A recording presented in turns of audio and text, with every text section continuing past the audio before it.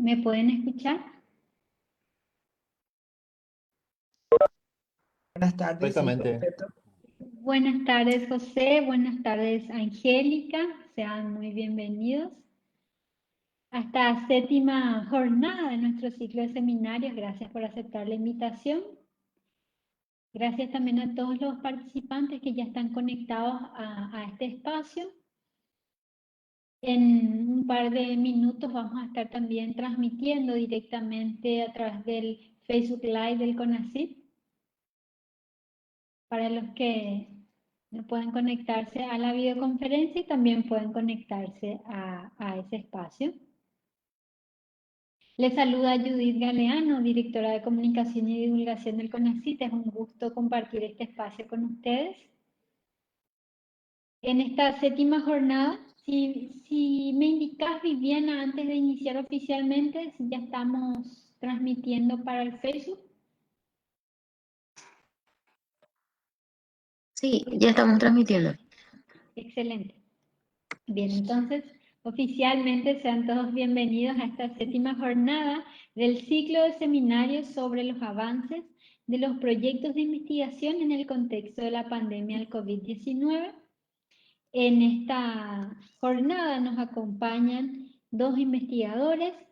Uno de ellos es José Gómez y está también con nosotros la doctora Angélica Jiménez de Zamudio. Bien, los proyectos que vamos a conocer en esta tarde, vamos a ver sus avances o sus resultados preliminares, son dos proyectos. Uno de ellos es Tecnología y Mujeres en Contexto de Pandemia, Estrategias Digitales para Prevención de la Violencia, Fortalecimiento del Empoderamiento Económico y Reducción de la Propagación del COVID-19. Este proyecto es ejecutado por la Fundación Capital Paraguay, Funda Paraguay. Y el otro proyecto que vamos a estar presentando esta tarde, que va a estar presentando la investigadora Angélica Jiménez, es el proyecto Terapia con Plasma de Convalecientes de COVID-19, que es ejecutado por la Fundación Centro de Información y Recursos para el Desarrollo CIR. Entonces, estos son los dos proyectos que vamos a estar compartiendo con ustedes en esta tarde, en esta séptima jornada del ciclo de seminarios. Antes de iniciar con la primera presentación, quiero compartir un breve resumen del currículum del investigador José Gómez. José Gómez es economista recibido de la Universidad Nacional de Asunción, cuenta con un masterado en Gobernanza para el Desarrollo, Economía del Desarrollo y Economía Internacional por la Universidad de Birmingham, Reino Unido. Fue coordinador de proyectos para apoyar la implementación de programas de reducción de la pobreza extrema en Paraguay, dirigidos a personas que viven en comunidades rurales. Actualmente es gerente de proyectos en Fundación Capital y se encuentra liderando el proyecto Tecnología y Mujeres en Contextos de Pandemia. Proyecto cofinanciado por el CONACYT. Bienvenido, José.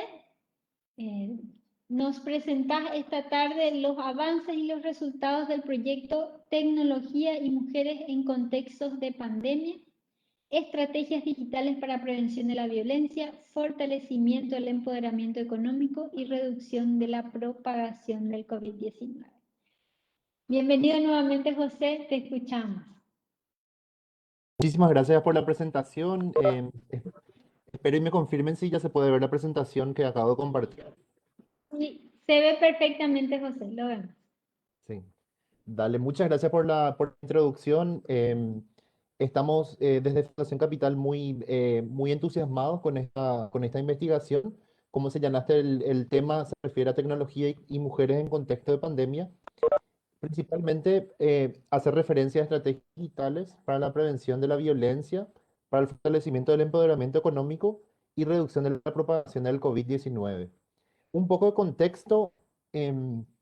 Nuestra organización es una organización internacional, tiene sede, digamos, o sea, trabajamos en América Latina y África Y justamente el tema de las herramientas digitales está en el ADN de nuestra organización, teniendo en cuenta que nuestro objetivo es llegar a millones de personas, ¿verdad?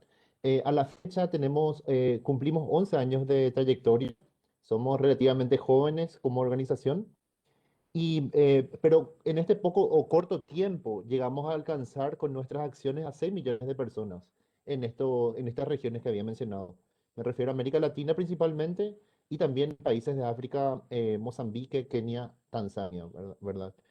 Entonces, antes del COVID, nosotros ya apostábamos por lo que es la parte de herramientas digitales para la formación y capacitación de poblaciones vulnerables, ¿verdad? Entonces, con este contexto que ya enseguida vamos a abordar, se hace aún más importante, más pertinente este tipo de estrategias justamente porque durante durante las restricciones sanitarias, poco o nada se podía hacer con las metodologías tradicionales que requieren capacitación presencial, talleres y ese tipo de cosas, ¿verdad? Acá esta oportunidad entonces constituye una buena forma de testear lo que nosotros ya veníamos haciendo, principalmente trabajando con el Ministerio de la Niñez y Adolescencia, como es el caso de esta investigación, pero también trabajamos con otros como ser, por ejemplo, el Ministerio de Desarrollo Social y inclusive el Ministerio de Agricultura. Acá vemos que parte del equipo investigador, más personas están involucradas en la operatividad de este proyecto y en lo que es la parte investigativa, pero tenemos un equipo multidisciplinario.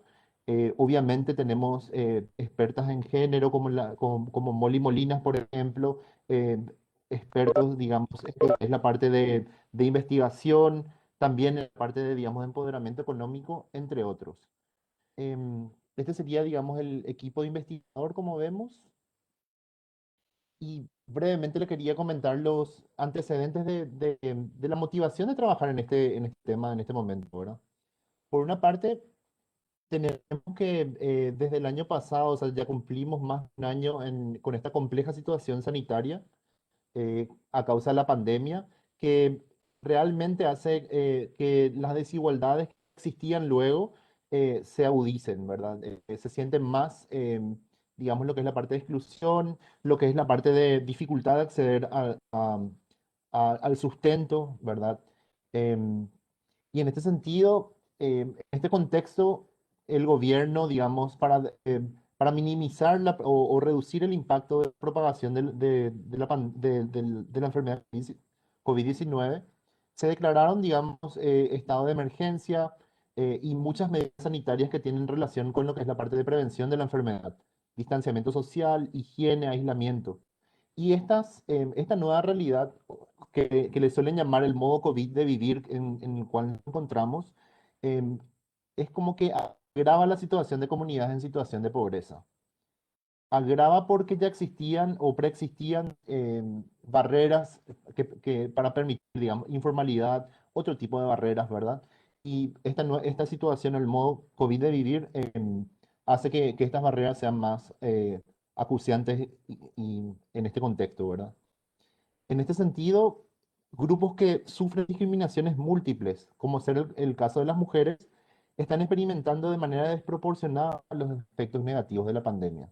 Y como había mencionado, Fundación Capital apuesta a este tipo de herramientas digitales para abordar estos problemas y trabajamos acá en Paraguay, iniciamos el trabajo justamente con el programa Abrazo del Ministerio de la Niñez y Adolescencia en el año 2012. O sea, tenemos una amplia trayectoria de trabajo con el aliado local, ¿verdad?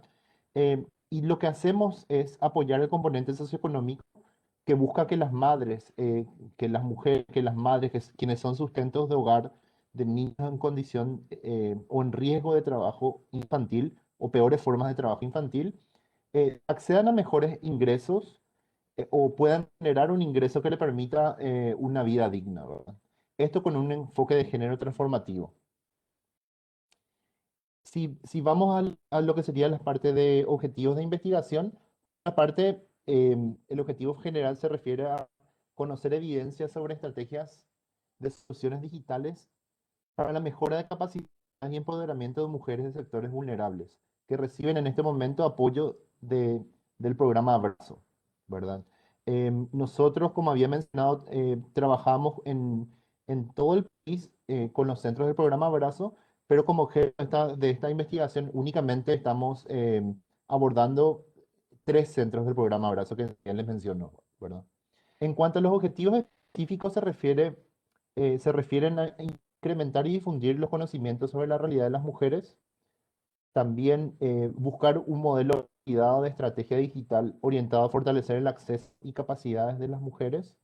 Y por supuesto, el objetivo específico más importante se refiere a tener una propuesta o aportar recomendaciones de políticas públicas basadas en evidencia. Nosotros en este momento ya contamos con convenios de trabajo con la mayoría de los actores públicos, como el Ministerio de la Mujer, el Ministerio de Desarrollo Social que ya mencioné, ¿verdad? Y con otros actores, entonces, queremos, digamos, que como resultado de esta investigación podamos ofrecer, digamos, políticas, porque políticas públicas pertinentes y adaptadas, porque el contexto de la pandemia probablemente continúe por unos años más, ¿verdad? En este sentido, si tocamos las dimensiones de análisis, si se refieren, son 4 dimensiones, ¿verdad? Por una parte, nuestro objetivo tradicional obviamente es la parte de reducir la vulnerabilidad económica, pero también la vulnerabilidad económica sin abordar desigualdades de género resulta muy difícil. Acá en Paraguay, lastimosamente, tenemos una alta incidencia, por ejemplo, de embarazo adolescente, ¿verdad? Que perpetúa situaciones de pobreza intergeneracional. Entonces, hace falta más conocimiento conocimiento, digamos, y propuestas, digamos, válidas que puedan abordar este tema para evitar, está muy interrelacionado lo que es la parte de pobreza con lo que es la parte de desigualdad de género, obviamente, ¿verdad? Pero así también, cómo se relacionan estos temas con la población de interés en el contexto actual de emergencia sanitaria y de múltiples amenazas, ¿verdad? Y también lo que es la parte de acceso o brecha digital, ¿verdad? Población, digamos, tenemos en el imaginario que personas más adultas tienen, digamos, dificultad de acceder a tecnología o hay una barrera, digamos, invisible que impide eso. Obviamente, generaciones más jóvenes, el acceso a tecnología es muy fácil y rápido. em, es como que nacen con el uso de la tecnología, ¿verdad? Entonces, estas son las dimensiones de interés y obviamente trabajamos con un enfoque de igualdad de derechos y género, ¿verdad? En cuanto a la metodología, usamos una metodología que se basa en la investigación, acción participativa. Es decir, que involucramos a los participantes o a los beneficiarios de nuestra formación y acción para que ellos mismos nos vayan contando y sugiriendo soluciones a los problemas, ¿verdad? Es como que para validar la estrategia, nosotros le llamamos mucho co-creación de soluciones, ¿verdad? Entonces, em, la metodología del estudio se basa en la investigación, acción participativa y la voz del participante, en este caso las mujeres del programa Abrazo, es clave para poder abordar los resultados que enseguida les comento. Por otra parte, nos encontramos en un contexto de pandemia, obviamente, entonces la toma de datos fue, en la medida de lo posible, trabajamos con toma de datos a distancia, con cuestionarios digitales, investigación de forma remota. Pero igualmente tuvimos que tener, digamos, actividades presenciales, algunas entrevistas y grupos focales con todos los cuidados correspondientes, obviamente.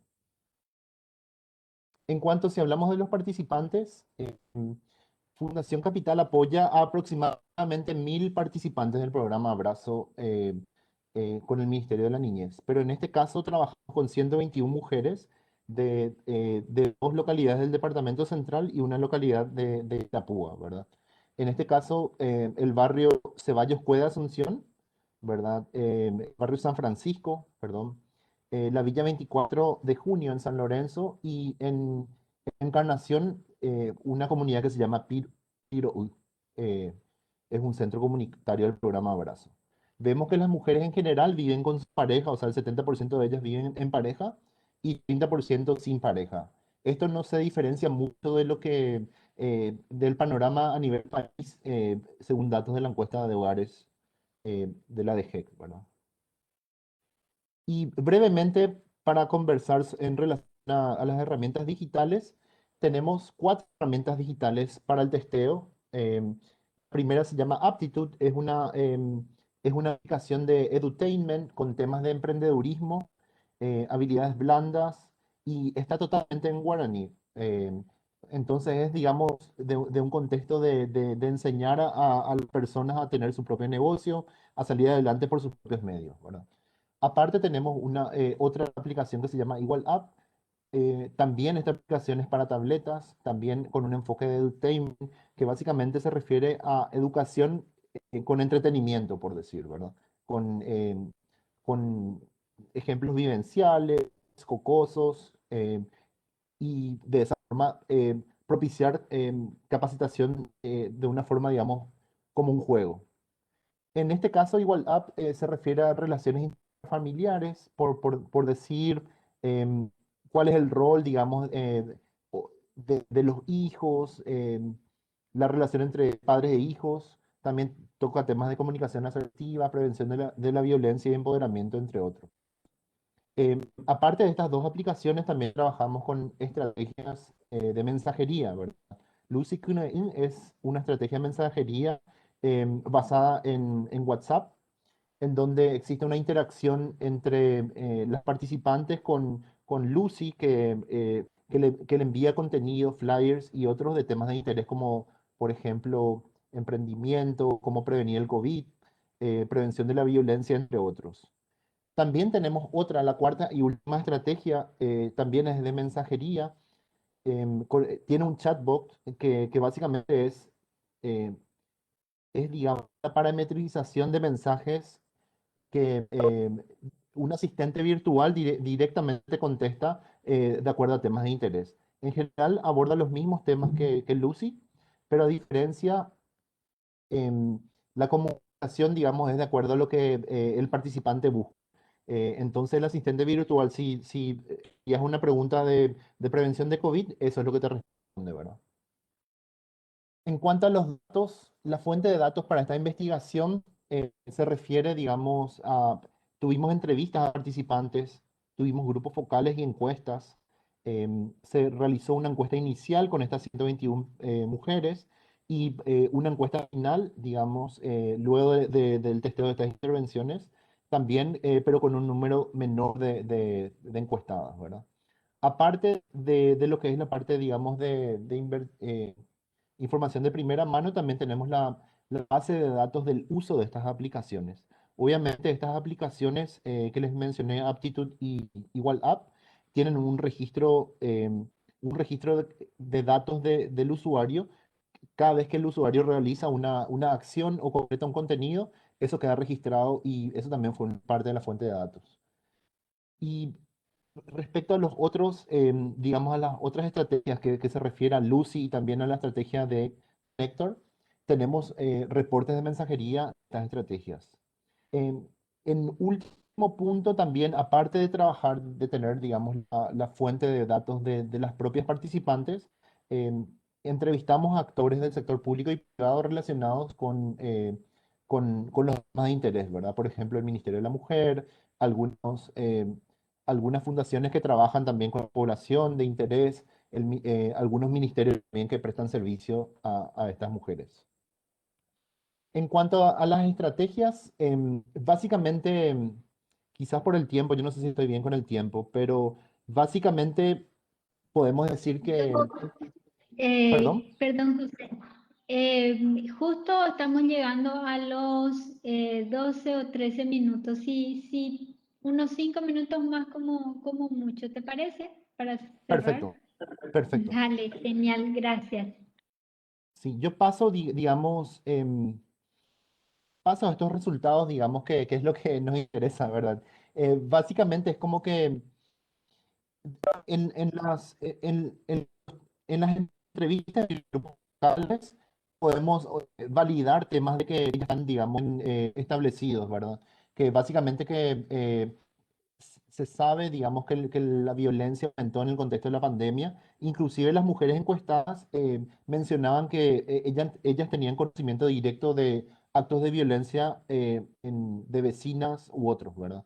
Em, También hay el tema del celo, digamos, y es como que como nosotros estamos ofreciendo, digamos, formas de formación a través de soluciones digitales, como por ejemplo el teléfono, es clave, por ejemplo, el acceso a las TICs, que la mujer puede acceder a su teléfono celular, pero lo que nos contaron las participantes es como que de repente el celo a los hombres les lleva a no poder tener acceso a su teléfono o tener que realizar explicaciones de con quién está interactuando o recibiendo, enviando mensajes, ¿verdad? Paso esto. Básicamente, en relación a las estrategias digitales, tenemos en parte de igualdad que se nota que esta aplicación es muy eficiente para propiciar cambios en la distribución de roles del hogar y generar dinámicas de interacción familiar. Nosotros, por ejemplo, sabemos ahora que, por ejemplo, ya no se puede más, no se puede educar con la violencia, ¿verdad? O sea, golpear o ese tipo de acciones, ¿verdad? Pero lo que nos cuentan las mujeres es que ellos no tienen, o sea, ellas no tienen una educación alternativa, ¿verdad? Entonces, igual App tiene contenidos, digamos, de cómo interactuar con los hijos, cómo involucrarle en los roles y en el trabajo del hogar, ¿verdad? Y trata mucho de lo que es la parte de cambios en términos de relaciones intrafamiliares y redistribución de las tareas en el hogar. Lo que encontramos es que em, esta aplicación fue muy exitosa para abordar la relación de madre con sus hijos, ¿verdad? Hijos, hijas, pero no tanto como para generar cambios con la pareja. O sea, todavía falta, digamos, trabajar o ver estrategias que permitan em, introducir estos contenidos para una mejor relación entre el hombre y la mujer, ¿verdad? En cuanto a Connector, tuvimos em, mucha aceptación respecto a temas que son considerados en cierto caso tabú, como es la parte de embarazo, como había mencionado, prevención de enfermedades sexuales y de transmisión sexual, perdón, y temas como prevención del COVID. Pero lo que nos comentaron es que la parte de igualdad y esos cambios fueron, digamos, como que más valorados por los propios participantes. Con eso no sé si tengo la presentación. Muchísimas gracias, José. Muchas gracias por la presentación.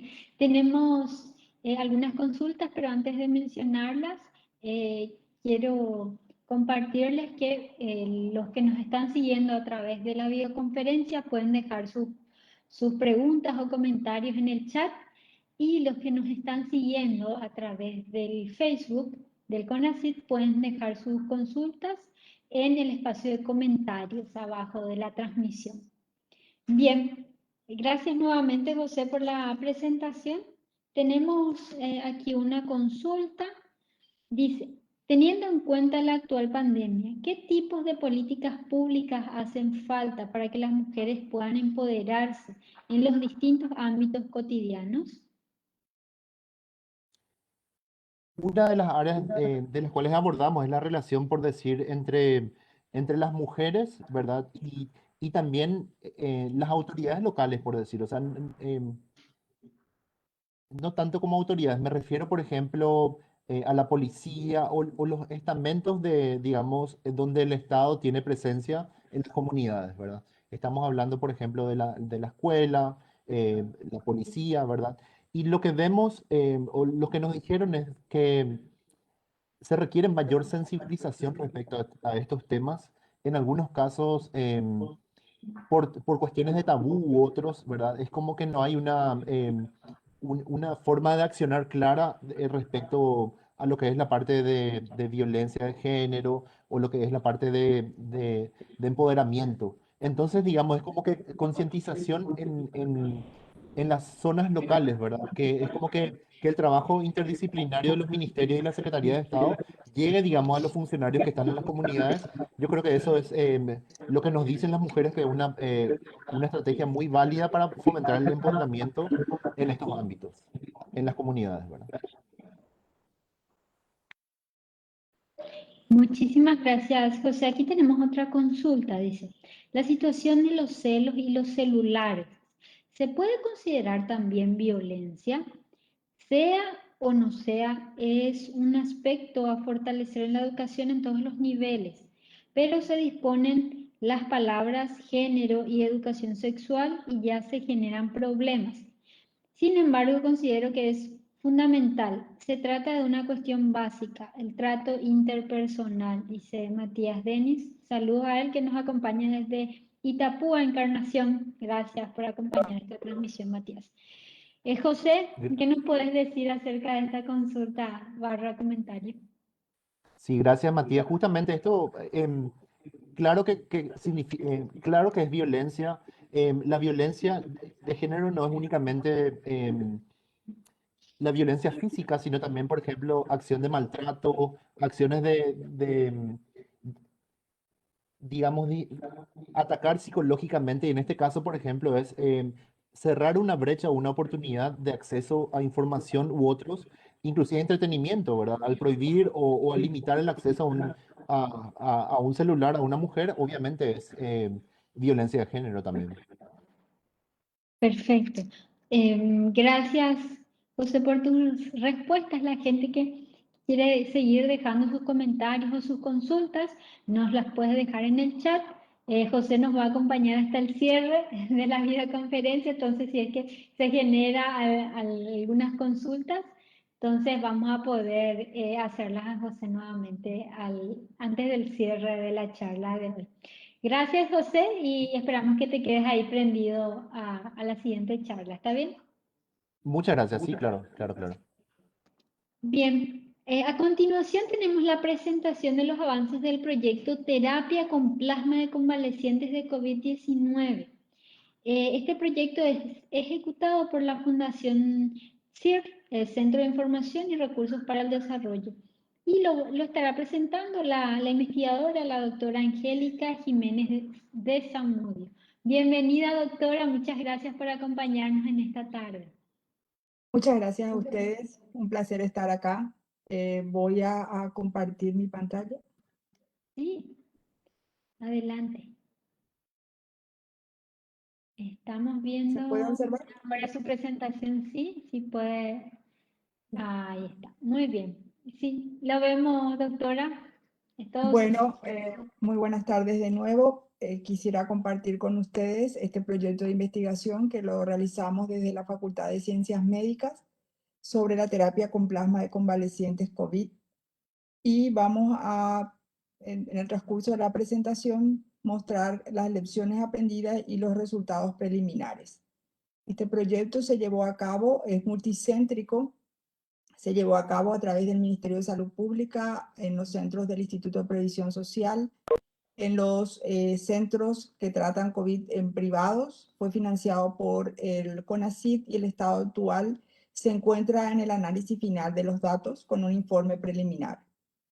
Es un equipo de investigación bastante amplio, fue una experiencia muy buena, muy bonita, en el sentido que tanto el Ministerio de Salud Pública con sus redes de investigación, así como la Facultad de Ciencias Médicas, el Instituto de Desarrollo, la Facultad de Química y investigadores de los diversos hospitales, tanto del Ministerio de Salud Pública, IPS y privados, fueron convocados y participaron en la implementación de este proyecto de investigación. Es un ensayo clínico multicéntrico abierto con fines descriptivos, con análisis cuantitativo donde fue asignado un solo grupo.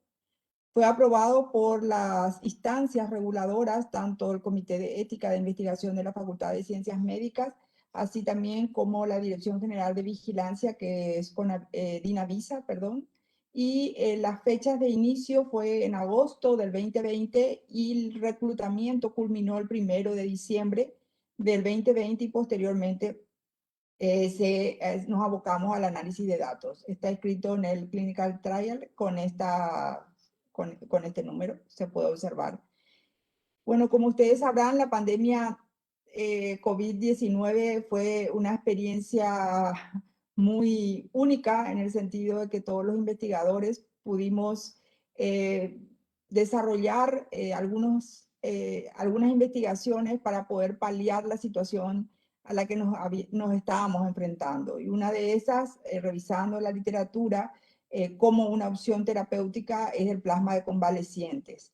En ese contexto, entonces, tratamos como objetivo principal de este ensayo es evaluar la mortalidad de los pacientes que reciben la terapia con plasma y con COVID, adultos que estén hospitalizados y que tengan factores de riesgo de deterioro clínico, cómo le evolucionaron en el transcurso de su enfermedad y sobre todo, como punto más importante, es evaluar la mortalidad a los 30 días. También tuvimos unos objetivos secundarios, poder conocer la proporción de pacientes que en esta evolución, recibiendo el plasma, necesiten ingreso a una unidad de cuidados intensivos o requieran una asistencia respiratoria mecánica.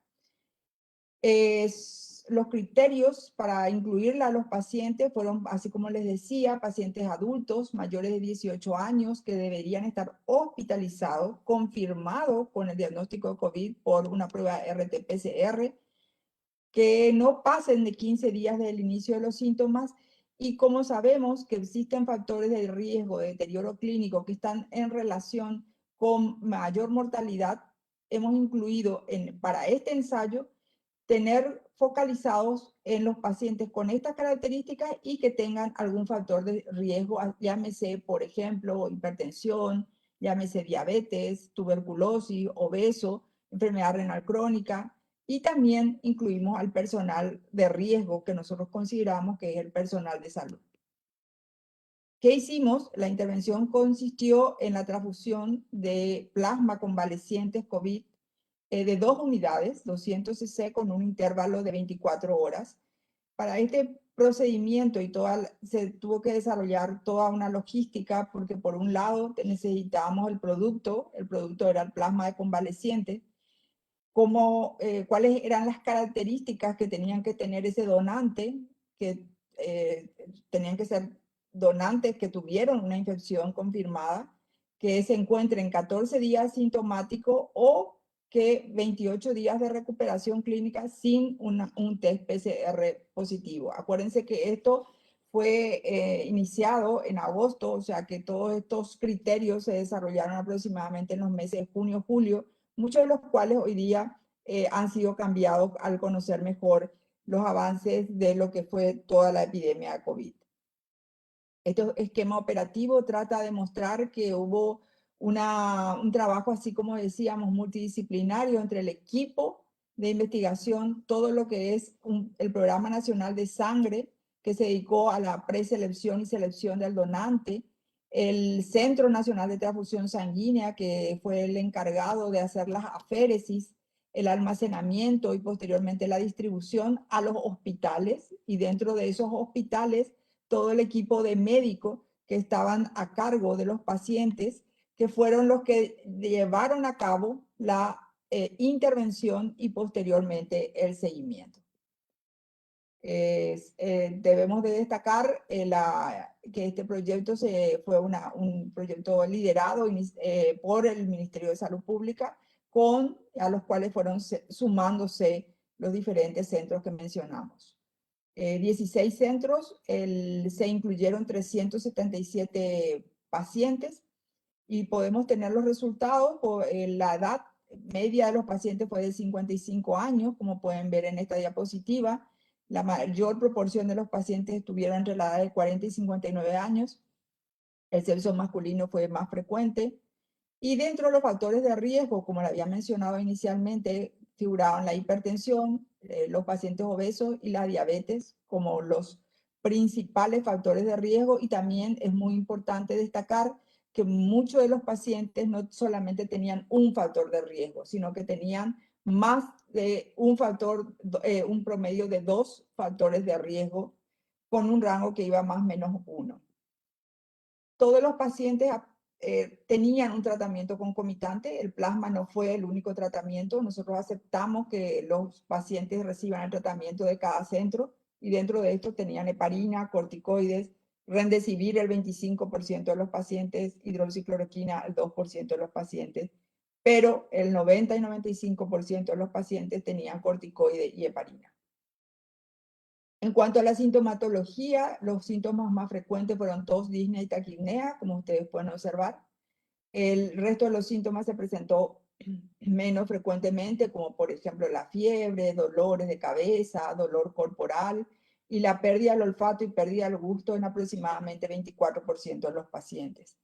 Es importante tener en cuenta que el tiempo transcurrido entre el inicio de los síntomas y el inicio del tratamiento fue de 9.29 días. O sea que el inicio, cuando el paciente ingresó, el promedio de días desde el inicio de los síntomas llevaban aproximadamente 6 días. ¿Y cómo ingresaban los pacientes? El 75% de los pacientes ingresaron como en estadio de gravedad moderado, 15% como leve y 9% como severo. Posteriormente vamos a observar cómo fue la evolución de estos pacientes en el día 3 y 7 post-intervención, o sea, post-terapia con plasma. Y como pueden observar acá, podemos ver que en el día 3, del 75% de los pacientes considerados en el día 0 como moderado, en el día 3 esto corresponde al 55% y para el día 7, 17%.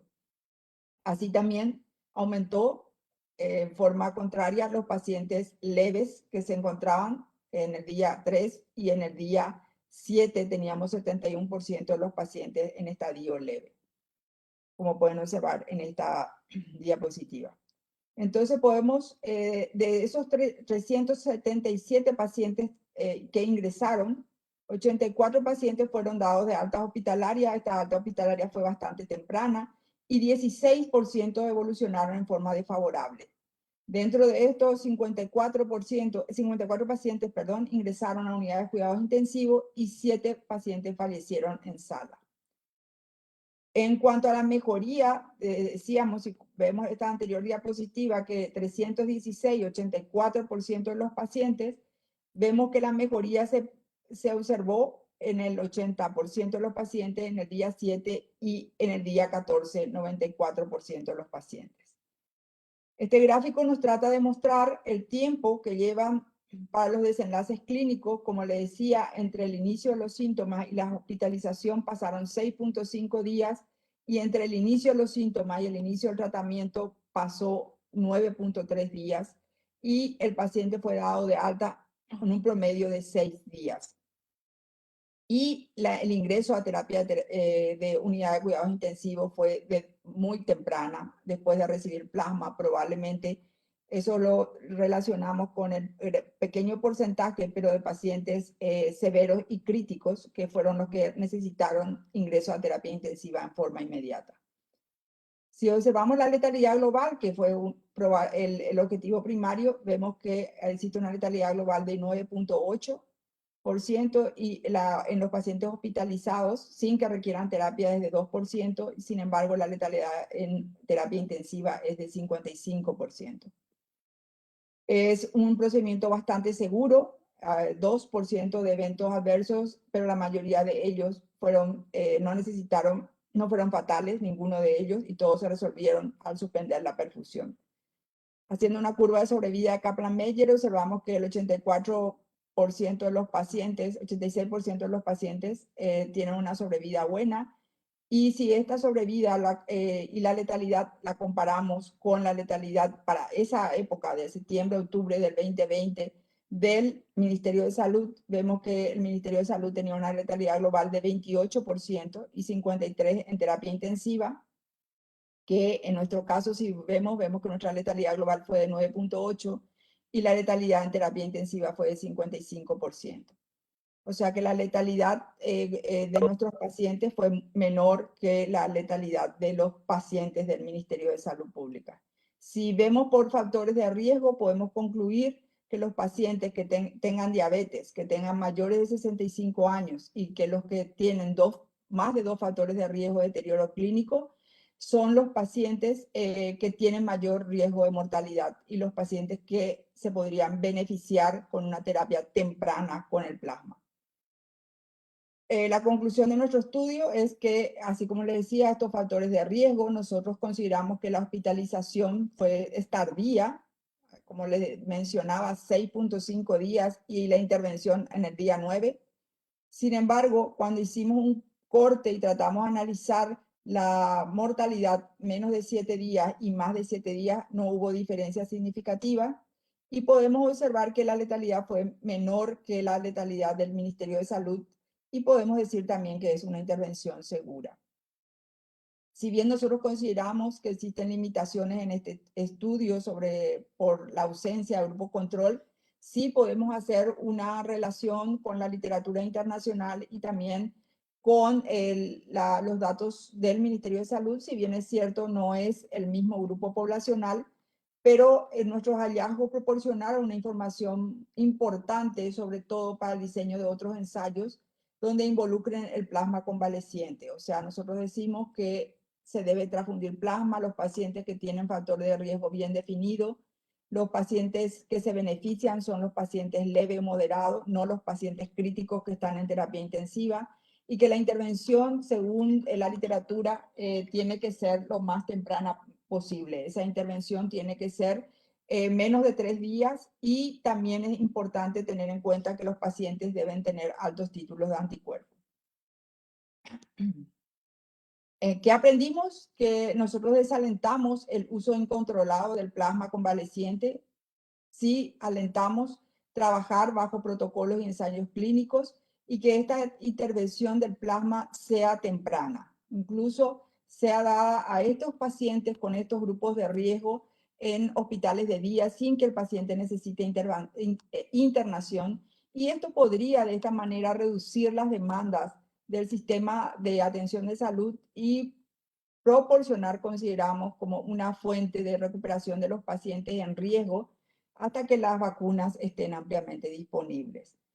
El mundo todavía puede necesitar plasma. Si nosotros vemos la historia, el plasma se usó desde más de 100 años, pero necesitamos seguir averiguando más y para tener esta información es importante siempre que todos los trabajos sean realizados a través de un proyecto de investigación y que esto sea controlado.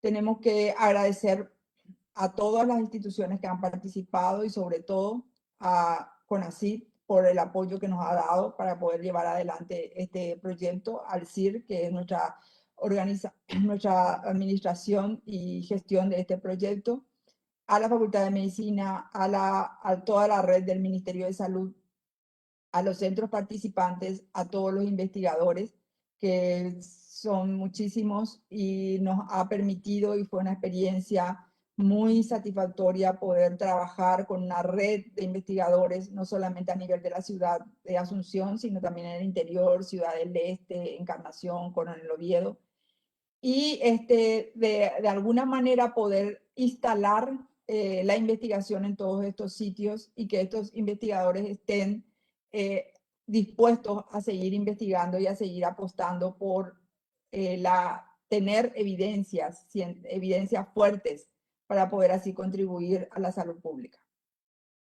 Muchas gracias.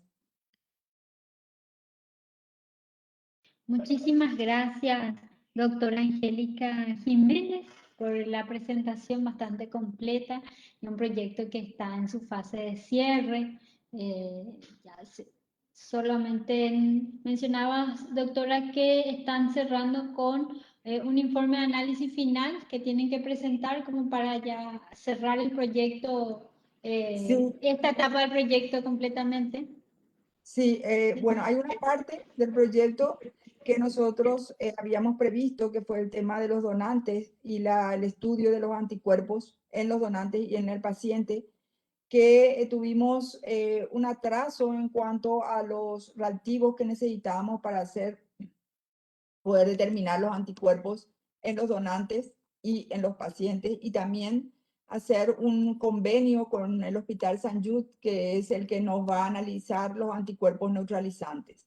Entonces, esta es la etapa de análisis que necesitaríamos cruzar posteriormente entre la cantidad de anticuerpos que tenían los donantes y la respuesta de los pacientes. Entiendo, doctora. Tenemos aquí una consulta de los participantes. Dice, ¿el tratamiento se sigue aplicando hasta ahora? De ser así, ¿cómo se puede acceder al mismo? Uno de los participantes. Bueno, el tratamiento, nosotros con este informe preliminar ya impartimos una recomendación que es la que le mostramos acá al final, que podemos, desalentamos el uso de plasma en forma, sin que esto esté dentro de un ensayo clínico, pero sí alentamos a seguir investigando a través de ensayos y sobre el punto se están elaborando varios protocolos. El Instituto de Previsión Social elaboró un protocolo que ya fue autorizado por Dinavisa para uso en forma excepcional. Y actualmente estamos elaborando otros protocolos para el uso también del Ministerio de Salud y de la Facultad de Medicina. En este momento hay un protocolo abierto en el Instituto de Previsión Social y para el uso del plasma dentro de un proyecto de investigación. ¿Protocolo abierto qué significa, doctora?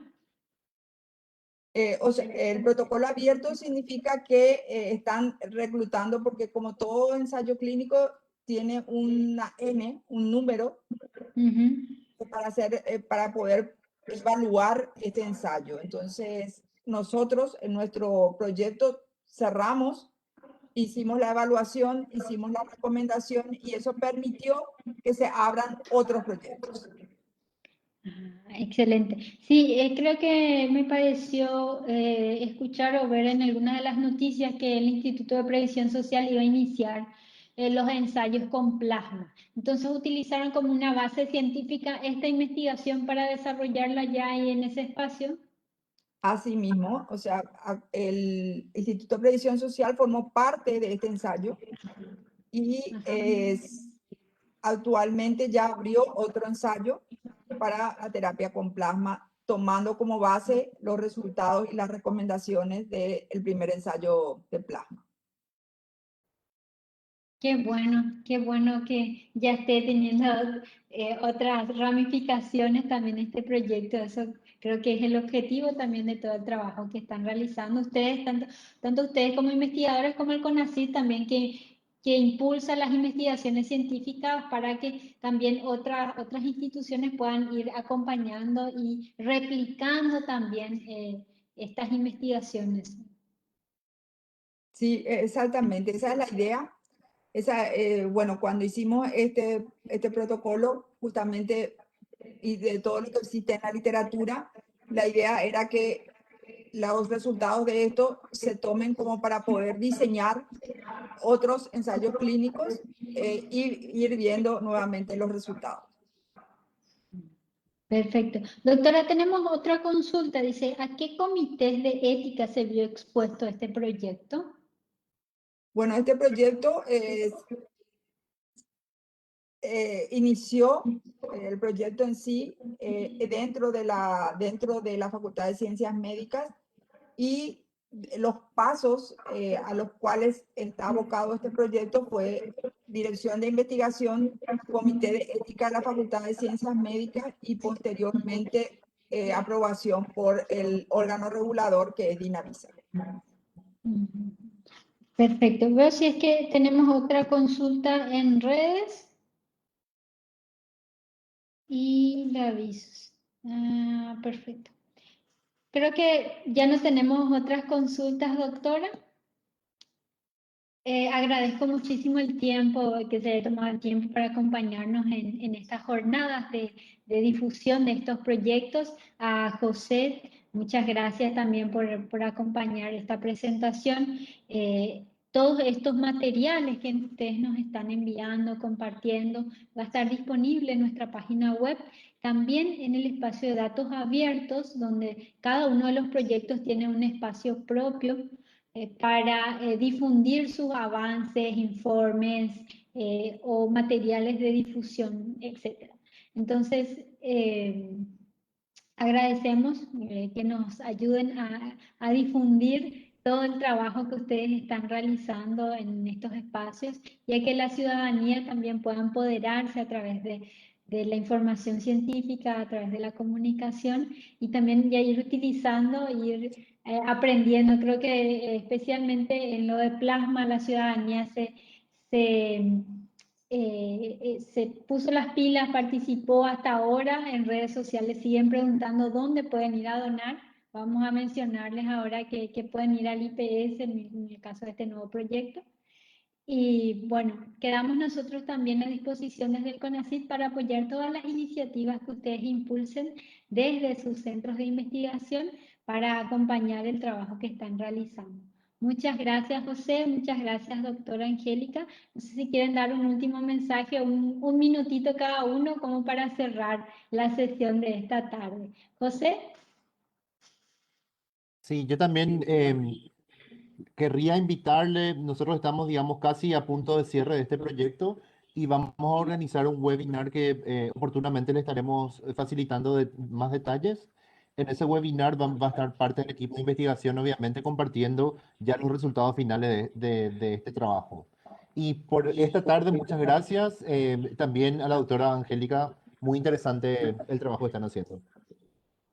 Gracias, José. Muchas gracias. Doctora Angélica. Bueno, reiterar nuestro agradecimiento por este espacio, por poder compartir las experiencias que tuvimos, también por haber participado y escuchado el brillante trabajo que está realizando José, a quien lo conozco y sé de su capacidad excelente profesional. Y entonces yo creo que nada, agradecerles a ustedes, a todas las entidades que apoyan la investigación, a CONACYT por hacer posible que esto se pueda hacer. Y estaremos haciendo el informe final, de los cuales tendrían una copia y ustedes estarían invitados también para participar del mismo. Muchísimas gracias a ambos, muchísimas gracias también a todos los participantes que nos acompañaron, que nos dejaron sus consultas, a todas las personas que también nos acompañaron a través del Facebook, muchas gracias y nos estaremos encontrando nuevamente el próximo martes a las 16 horas para seguir con el ciclo de seminarios sobre proyectos de investigación en el contexto de la pandemia de la COVID-19.